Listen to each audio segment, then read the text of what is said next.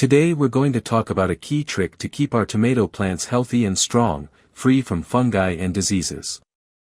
For this, we are going to talk about sulfur and copper. We will prepare the mixture in the backpack sprayer using a soluble copper and a sulfur that is also soluble. Now I'll show you the sulfur package so you can see it. It's granulated sulfur dispersible in water, see? These dissolve in the water. It's important that you buy the dispersible one, because there is also a powder version for dusting. I'll leave the link in the description and pinned comment if you want to buy it through my link. I earn a small commission, but it costs you the same. If not, you can just look for it and buy it anywhere. Measurements are very important. With sulfur we must not overdo it, otherwise we can burn the plants. So, for every liter of water, we'll add 4 grams of copper and 3 grams of sulfur. Maximum 3 grams, if you add a little less, even better. In my case, I'll use 12 liters of water, so I've added about 40 grams of copper and 30 grams of sulfur, approximately.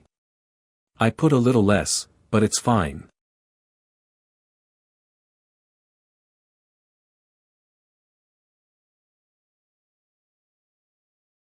Now I'll finish filling the sprayer up to 12 liters.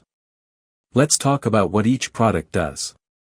Sulfur helps against powdery mildew and other mites, while copper helps combat downy mildew. This will allow the plant to grow much healthier. Here is the backpack sprayer I'll be using. I'll also leave you the link if you're interested. I earn a small commission, it costs you the same, and honestly this sprayer works really well. Very important, when should we do this process of spraying the tomato plants?